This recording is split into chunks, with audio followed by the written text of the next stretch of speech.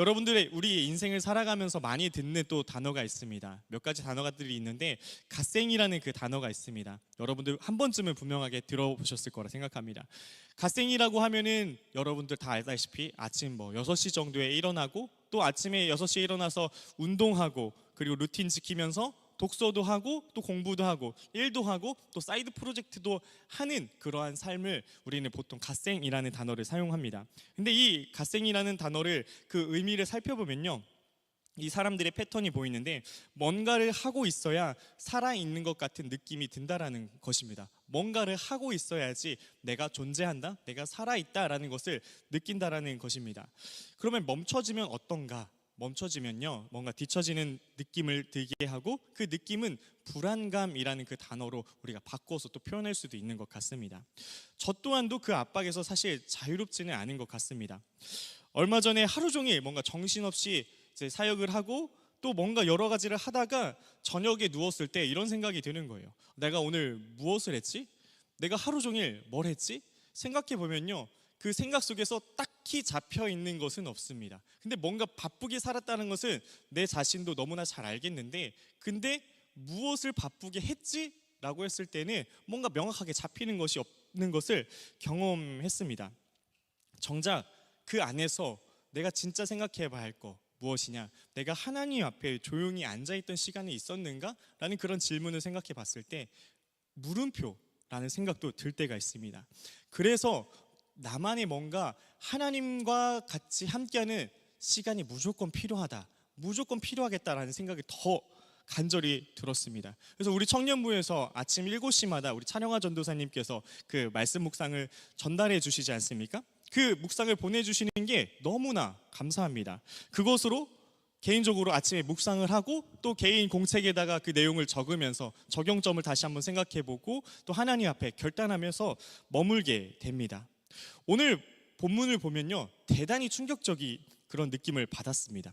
예수님이 이 땅에서 마지막으로 우리에게 명령하신 그 부분이 있는데요, 오늘 본문에 읽어하면 여러 가지 단어들 중에 머물러서 너희가 기다려라 라는 부분이 있습니다. 근데 마태복음 28장의 그 마지막에 보면요, 여러분도 다 알겠지만 가라 라는 말씀을 하십니다. 너희는 가서 제자를 삼아라 라고 하는데, 오늘 예수님의 말씀을 보면은, 승천하기 전에 이 말씀을 보면요, 머물러서 기다려라 라고 말을 하고 계십니다. 부활하신 예수님이 승천하기 직전에 가장 마지막으로 하신 말씀이 예루살렘을 떠나지 말고 기다려라. 가기 전에 잠깐 기다려라. 가기 전에 잠깐 머물러라. 나가기 전에 너희가 해야 할 것이 있다라고 말씀하시는 겁니다.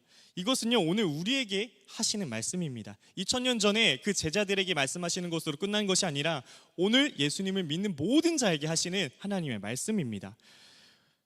멈추는 게 두려운 우리들에게, 멈추는 그 삶이 두려운 청년들에게 예수님은 왜 멈추라고 명령하실까요? 오늘 설교 제목인 가장 위대한 멈춤이라는 것을 통해 하나님의 멈춤의 이유와 그 계획을 알기를 소망합니다. 우리 첫 번째 본문을 우리 같이 한번 살펴보도록 하겠습니다. 첫 번째 본문 우리 같이 읽습니다. 멈추는 것은 포기가 아닌 용기다. 오늘 본문 말씀 4절과 5절도 있는데요, 그 4절과 5절 두 절만 같이 읽도록 하겠습니다. 사도와 함께 모이사 그들에게 분부하여 이르시되 예루살렘을 떠나지 말고 내게서 들은 바 아버지께서 약속하신 것을 기다리라. 요한은 물로 침례를 베풀었으나 너희는 몇 날이 못되어 성령으로 침례를 받으리라 하셨느니라. 아멘. 오늘 본문의 그 4절 우리 같이 읽었는데요, 그 4절을 보면요, 예루살렘을 떠나지 말고 기다려라 라고 예수님께서 말씀하십니다. 예수님이 승천하시기 직전에 하신 말씀이에요. 승천하기 직전에 하신 말씀. 근데 승천하기 직전에 어떤 말씀을 하실까 한번 이 말씀을 빼고 다시 한번 생각해 보면요, 저는 당연히 뭔가 이럴 거라 생각했습니다. 자, 이제 내 이름을 믿고 내 이름을 갖고 세상으로 가라. 그리고 끝까지 복음을 전하라. 우리가 알고 있는 그 마태복음 28장 18절부터 20절의 말씀, 그 말씀이 생각이 납니다. 근데 오늘 말씀은요, 전혀 다릅니다. 가라가 아니라 오히려 머물러라 라고 말씀하고 있습니다. 움직여라 라고 하는 것이 아니라 오히려 기다려라 라고 말씀하고 계십니다. 여기 헬라어가 있는데요, 그 헬라어를 한번 보면요, 분부하여라는 그 단어가 있습니다. 이 단어가 너무나 중요한 포인트가 됩니다. 파랑겔론이라는 그 단어는요, 현재 분사를 사용하고 있습니다. ing 형태예요. ing. 명령하다라는 그 뜻을 갖고 있는데, 명령하다가 ing 형태로 갖고 있을 때 어떤 뜻을 갖습니까? 그 뜻은 한 번 말씀하신 것이 아니라 계속해서 반복해서라는 의미를 갖게 됩니다. 명령하다, 현재 분사로, 그럼 결국 계속적으로 그들에게 명령하다, 반복적으로 그들에게 명령하다라는 것을 이 문법을 통해서 조금 더 세부적으로 이 상황을 볼 수가 있습니다. 그럼 의문이 들죠. 아니, 한 번만 명령해도 하나님의 말씀은 권위가 있고 능력이 있는데 왜 굳이 반복해서 명령하고 계실까? 분부하여라는 그 단어, 반복해서 명령하다라는 그 문법을 사용해서 말씀하실까? 제자들이 그 안에서 가고 싶었기 때문입니다.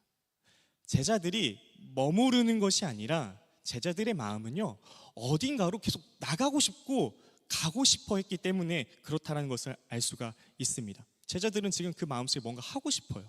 뭔가를 하고 싶어요.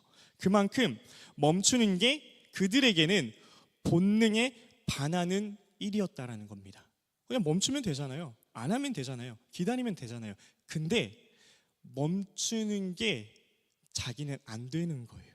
지금 멈추면 죽거나 지금 여기서 기다리다가 망할 수 있는 거예요. 그래서 본능적으로 여기를 벗어나야 한다라는 그 마음으로 휩싸여 있다라는 것을 알 수가 있습니다. 그리고 기다려라라는 그 단어가 있는데요, 헬라어로 보면요, 이게 정말 독특합니다. 왜냐하면요, 그 성경 전체를 보면요, 이 기다려라라는 단어 많잖아요. 근데 오늘 쓰인 이 기다려라, 페리메네인이라는 그 단어는요, 성경에 한 번밖에 쓰이지 않는 헬라어입니다. 어떤 뜻을 갖고 있냐면, 이게 합성어인데요, 페리라는 사방을 완전히 둘러싸다라는 그 단어와 그리고 메네이라는 그 머물다라는 단어를 합성한 뜻입니다. 단순히 기다려라라는 뜻은 아니겠죠. 그럼 무슨 뜻이냐? 멍하니 시간을 때우는 것도 아니고요, 온 공간 안에, 그 사방이 휩싸였으니까 온 공간 안에 나를 밀폐시키고 기다려라 라는 모습을 표현하고 있습니다. 우리가 그냥 기다리면 되는데 사방을 둘러싸게 나를 밀폐시키고 기다려라, 어떤 의미로서 예수님이 말씀하시는 걸까요? 아까 앞서 말씀드렸듯이 이 제자들은 지금 조급한 마음이 있어요. 그냥 튀어나가고 싶은 그 마음이 분명하게 있습니다. 튀어나가고 싶은 그 상태에서 하나님의 말씀이 나의 조급함보다 크게 들리는 상태로 있어라. 내가 조급해서 뛰쳐나가고 싶은 마음이 조금이라도 분명하게 있지만 하나님의 말씀이 나를 그냥 뒤덮어서 나를 압력으로 푸시해서 그 상태로 계속적으로 기다려라 라는 것을 표현하고 있습니다. 이게 예수님이 명령하신 오늘 사도행전 1장 1절부터 11절에 있는 제자들에게 말씀하신 부분입니다. 어떠한 말보다 제가 이 말씀을 묵상하면서 저도 조급함이 있지 않겠습니까? 저의 조급함으로 인해 피해를 본 경험들이 하나씩 떠오르더라고요. 청년들이랑 이제 롤이라는 그 게임을 할 때가 있습니다. 자주 합니다, 솔직히 말해서. 근데 자주 하는데요, 이상하게 잘 집니다. 그리고 그 잘 지는데도 불구하고 저는 즐기면서 합니다. 저번 주에도 이제 PC방에 가서 다 같이 롤을 했습니다. 근데 한 청년이 저에게 이렇게 말을 하는 거예요. 저에게 이렇게 말을 한 건 아니었고요, 그냥 모두에게 말한 거겠죠. 적팀 정글이 보이지 않아요 라고 말을 합니다. 적팀의 다른 유저가 보이지 않아요 라고 뭔가 말을 했어요. 그 말을 하면서 그 맵이 있는데 맵에 핑을 찍으면서 없다, 이 사람 없다를 이렇게 보여줬습니다. 신호를 줬습니다. 저는 그 말을 들었을까요? 당연히 귀가 있는데 듣죠. 옆에 있는데 당연히 듣죠. 지금 정글 유저가 없구나 라고 생각을 했습니다. 근데 제 안에는 두 번째 문장이 떠올랐어요. 뭐냐면 내 쪽엔 없겠지. 당연히 내가 있는 그 공간에는 적이 없겠지라는 생각을 했습니다. 그 순간 참 놀라운 게, 이 타이밍이 참 놀라워요. 그 말을 하고 저랑 같이 대결하고 있는 적팀의 한 캐릭터가 생명력이 없어요. 생명력이 한 칸밖에 없는 거예요.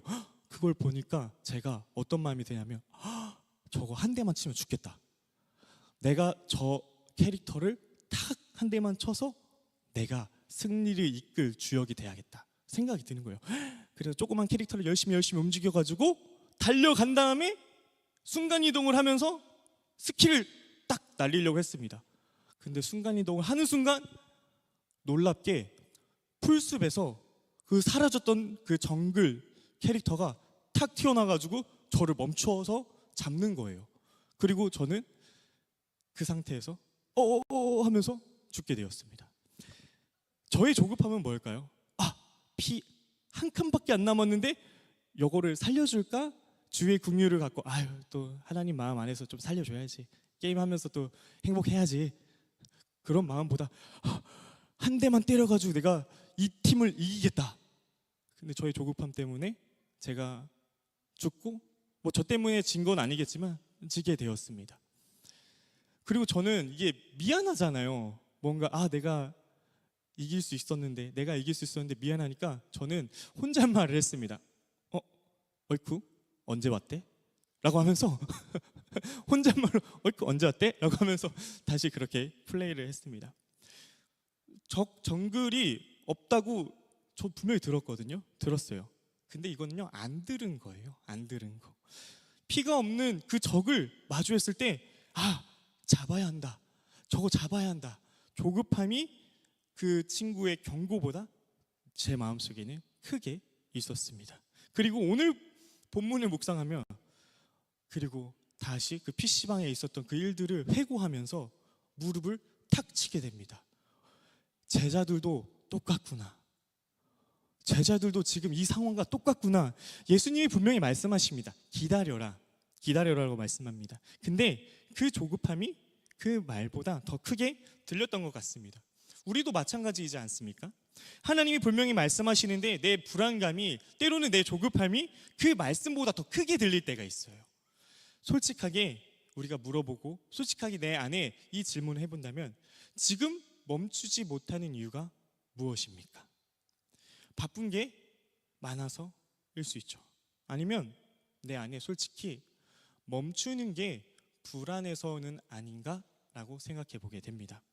멈추면 뒤처질 것 같고요, 또 멈추면은 내가 게으른 것 같고, 멈추면 내 미래가 무너질 것 같아서 멈추는 것이 무섭게 느껴질 수도 있습니다. 근데 오늘 성경 안에서 지금 그 멈춰라, 기다려라 하는 부분은요, 느낌이 달라요. 멈추는 것이 우리에게는 우리에게는 되게 실망이고 힘듦으로 다가올 수 있으나, 멈추는 것이 때로는 포기가 아닐 수 있습니다.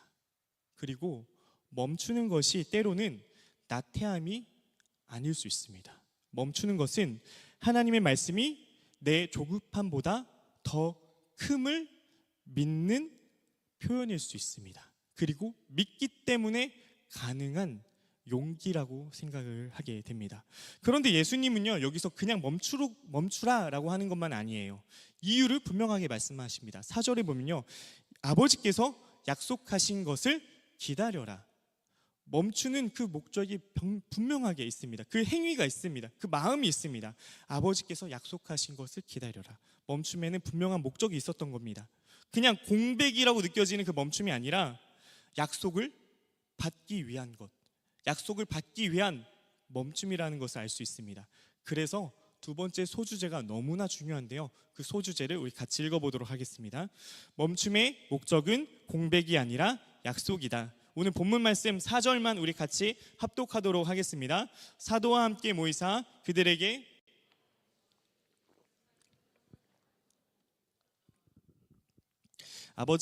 들은 바 아버지께서 약속하신 것을 기다리라. 아멘. 여러분, 기다림에는요, 두 종류가 있습니다. 목적 없는 기다림이 있고, 또 두 번째, 목적 있는 기다림이 분명하게 있습니다. 이것을 오늘 말씀을 빗대어 표현하면 약속 있는 기다림이라고 우리가 표현할 수 있겠죠? 목적 없는 기다림은요, 그냥 시간이 지나가 버리는 겁니다. 아무것도 생각나지 않는 것, 생각하지도 않는 것, 그리고 때로는요, 아무것도 생각하지 않는 것뿐만이 아니라 불안하고 초조하고 답이 없이 그 시간만 지나가 버린 것을 말합니다. 그것이 목적 없는 기다림이라고 표현할 수 있어요. 근데 약속이 있는 기다림은요, 다릅니다. 약속이 온다는 걸 알기 때문에 버틸 수 있는 기다림이에요. 그래서 내가 무슨 생각으로, 무슨 마음으로 기다리고 있는가, 이게 너무나 중요합니다. 그게 중요하기 때문에 예수님은 제자들에게 그 목적을 말씀해 주세요. 약속을 말씀하시면서 기다려라 라고 말씀하시는 겁니다. 이거는 마치 밤 10시 25분에 치킨을 시켰는데 주문이 접수되었다는 알림을 받는 어떤 목사의 이야기와 비슷합니다.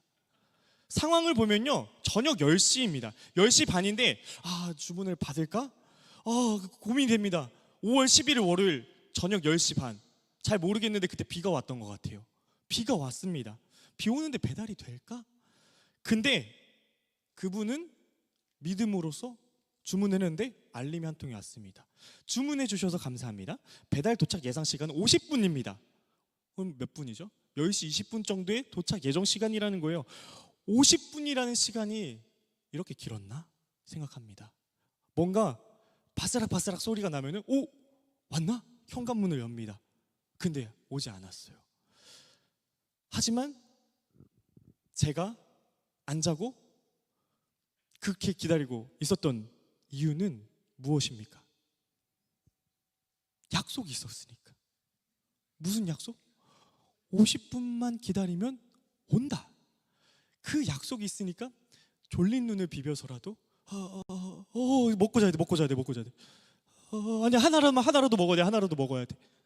11시 10분까지 기다려서 끝까지 두 조각 먹고 잤습니다. 제가 이렇게 기다릴 수 있었던 거, 약속이 있으니까, 약속이 있기 때문에 기다릴 수가 있는 겁니다. 그래서 이 기다림이라는 그 단어는요, 약속이 있을 때 큰 의미를 갖게 됩니다. 그리고 힘이 생깁니다.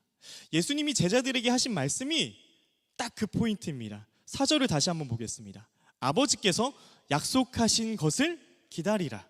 약속하신 것, 이게 핵심입니다. 그냥 멈춰 있는 게 아니라 오실 분이 계시기 때문에 그 자리에 있으라 라고 말하는 거예요. 5절에 보면은 그 약속이 성령으로 침례를 받으리니 라고 표현을 합니다. 그리고 그걸 더 디테일하게 집중적으로 말하는 게 8절이거든요. 8절에는 더 구체적으로 말씀하고 있습니다. 우리 같이 합독합니다. 오직 성령이 너희에게 임하시면 너희가 권능을 받고 예루살렘과 온 유대와 사마리아와 땅끝까지 이르러 내 증인이 되리라 하시니라. 아멘. 제자들이 기다리는 건 단순히 시간이 아니었습니다. 단순히 시간을 기다린 것이 아닙니다. 성령님이 오신다는 것, 하나님이 약속하신 것이 분명히 이루어진다라는 것을 믿었기 때문에 그 자리에서 머물 수 있었던 겁니다. 그런데 여기에서 중요한 것이 하나가 있습니다. 제자들이 기다린 장소가 어디라고 나오죠? 오늘 말씀에 보면은 예루살렘이라고 표현을 합니다. 예루살렘에서 기다렸습니다. 예루살렘, 어떤 곳이죠? 그 전 사건, 대표적인 큰 사건이 무엇이 있었죠? 예루살렘에서 예수님이 십자가에 돌아가십니다. 그리고 제자들의 관점에서 제자들의 그 삶을 봤을 때 예루살렘은 어떻습니까? 베드로, 우리 저번 주에 얘기했던 그 베드로 생각해 볼까요? 베드로는 예루살렘에서 3번을 부인하는 그 장소입니다. 그리고 제자들, 그럼 좀 더 크게 그 그룹을 생각했을 때 예루살렘에서 제자들은 어떤 사건이 있었죠? 예수님이 십자가에 못 박히고 돌아가셨을 때 도망칩니다. 내가 튀었던 장소입니다. 내 인생을 걸었던 사람으로부터 도망갔던 장소가 예루살렘입니다. 수많은 장소가 있지 않겠습니까? 그들을 생각했다면 예루살렘이 아니라 다른 공간에서 그냥 기도하면서 기다려라 할 수 있습니다. 충분히 예수님께서. 그런데 굳이 예루살렘이라고 말씀하십니다. 예루살렘에서 기다려라. 기다리는 입장에서의 그 제자들은 예루살렘에서 기다리는 게 어떤 마음이었을까요? 가장 그들이 잊고 싶지 않은 곳입니다. 가장 거기는 잊고 싶지 않은 곳, 도망가고 싶은 곳이 예루살렘입니다. 근데 예수님은 바로 거기서 기다리라고 합니다. 왜 그러실까? 하나님의 약속은요, 내가 편한 자리에서 이루어지는 게 아니기 때문입니다. 하나님이 정하신 자리에서 이루신다라는 겁니다. 청년 여러분, 지금 내가 있는 그 자리가 불편하십니까? 내가 원하는 자리가 아닌 것 같은 느낌과 생각이 들 때도 있습니다. 취업, 이직이 안 되는 나의 인생의 그 자리, 관계라는 그 단어가 힘든 자리, 진로가 막막해 하고 있는 그 막힌 자리, 도망가고 싶은 그 자리.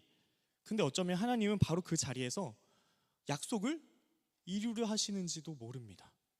제자들이 도망가지 않고 예루살렘에 머물렀을 때 성령님이 그 자리에 오십니다. 내가 버티기 싫은 그 자리, 버티고 싶지 않은 그 자리가 하나님의 약속이 임하는 자리가 될 수 있다라는 것을 예수님이 명확하게 말씀하십니다. 그래서 멈추는 것은 포기가 아닙니다. 그래서 멈추는 것은요, 그리고 기다리는 것은 낭비라고 할 수가 없습니다. 멈춤은 약속을 향한 기다림이고 그 기다림은 반드시 이루어집니다. 왜냐하면 약속하신 분이 하나님이시기 때문입니다. 말씀을 정리하겠습니다. 첫 번째, 멈추는 것은 포기가 아니라 하나님의 말씀이 내 조급함보다 크다고 믿는 용기라는 것. 멈추는 것은 하나님을 믿는 용기라는 것. 두 번째, 너무 중요합니다. 두 번째, 멈춤의 목적은 공백이 아니라 하나님의 약속하신 것을 받는 것이라는 겁니다. 멈춤은 공백이 아니라 하나님의 약속을 받는 것이라는 것입니다. 그런데 솔직히 말해서 우리에게 멈추지 못하는 이유가 없는 게 아닙니다. 다들 바쁘고요. 다들 불안한 삶을 살고 있습니다. 저도 때로는 그렇습니다. 저 또한도 취업도 떨어져 보기도 하고요. 대학교, 대학원 여러 번 떨어져 봤습니다. 그래서 저의 삶 속에 몇 년간 청소라는 그 일을 새벽에 계속적으로 하기도 하고요.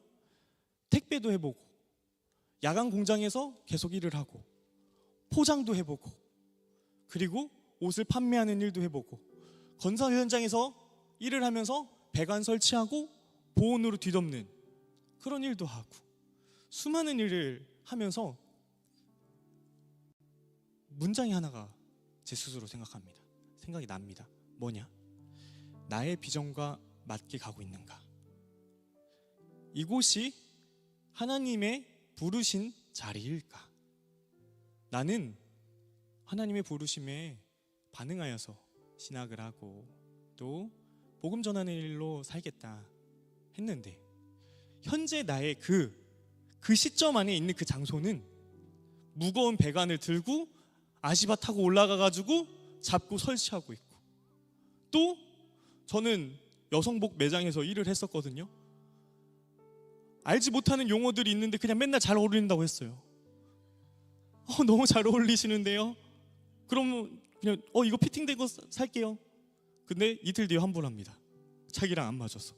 그럼 또 저만 또 안 좋은 소리 듣고. 근데 저는 신학을 하고 또 청소하면서도 택배 상하차 하면서 야간에 프레스 찍는 공장에서 프레스 빼면서 내 손 찍히면 어떡하지 생각하고 그렇게 살아왔습니다.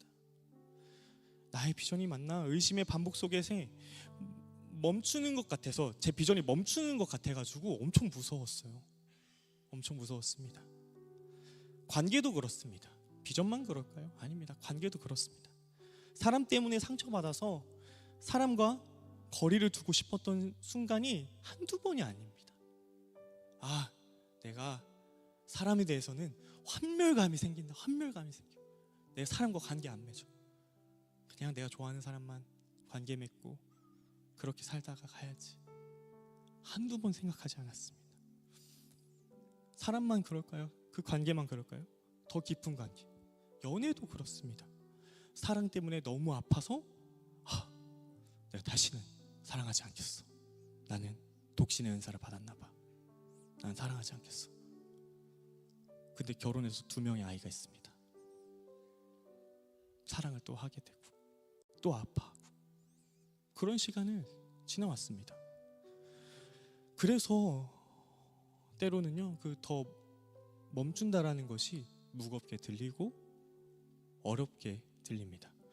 멈추면 정말 내가 뒤처지는 것 같고, 멈추면 내 인생이 무너지는 것 같은 느낌이 들 때가 있잖아요.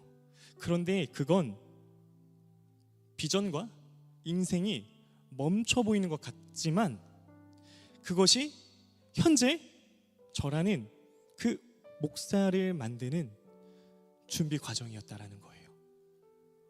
더 거시적인, 더 멀리 하나님께서 계획하신 부분이 있는데, 그것을 위해서는 지금 비전과 내 생각과 두렵고 멈춰있는 것 같고 도태되는 것 같은 그 현실의 그 자리가 필요하다라는 것입니다. 근데 놀랍게 저의 인생에서만 나타나는 것이 아니라 그 말씀이 오늘 본문에 나와 있어요. 제자들도 그렇습니다. 예수님이 승천하시고 나서 그들은 그 텅 빈 하늘을 보면서 어디로 가죠? 다락방으로 올라갑니다. 그 자리가 얼마나 막막했을까 생각해 봅니다. 예수님은 떠나셨고 성령님 주신다고 했는데 그날 안 오셔요. 잡니다. 자고 일어나서 다시 또 기도합니다. 그날 또 안 오세요. 다시 잡니다. 다시 일어납니다. 그날 또 안 오세요. 밥 먹다 오시는 거 아니야? 밥 먹다가도 몇 번이고 오시는 거 아니야? 생각하는데 밥 먹고 나서도 별반 차이가 없습니다. 밖은 어떻죠? 세상은 그들을 향해 위협하고 있습니다. 두렵게 합니다. 조급하게 만듭니다. 예루살렘 떠나게 계속적으로 마음속에 두드립니다. 할 수 있는 게 아무것도 없는 그 자리에서 그들은 어떻게 했죠? 머물렀습니다. 10일간 머물렀습니다. 몇 명이서? 120명이서 머물렀습니다. 10일이라고 말했지만 기약 없는 10일입니다. 언제라는 때가 없는 10일입니다. 하루하루가 얼마나 곤욕이었을까요? 힘들었을까요? 여러분들도 다 느낄 수 있죠? 이 기나긴 터널이 끝을 알면은, 언제인지 알면 버틸 수 있죠. 없어요. 때를 모르겠어요. 근데 약속은 하세요. 그 약속을 믿고 그들은 계속적으로 기다립니다. 그리고 오순절 날이 됐을 때 성령님이 오셨고요, 약속하신 분이 약속을 지키시는구나 라는 것을 경험하게 됩니다. 그리고 그날 하루에 3,000명이 돌아왔습니다. 그 성령의 놀라운 일로 말입니다. 세상이 보기에는 가장 비효율적인 그 10일, 세상이 보기에는 그냥 버리는 그 10일이 역사상 가장 강력한 출발점이 됐습니다. 가장 멈춰 있던 시간이 가장 빠른 출발이었던 것이었습니다.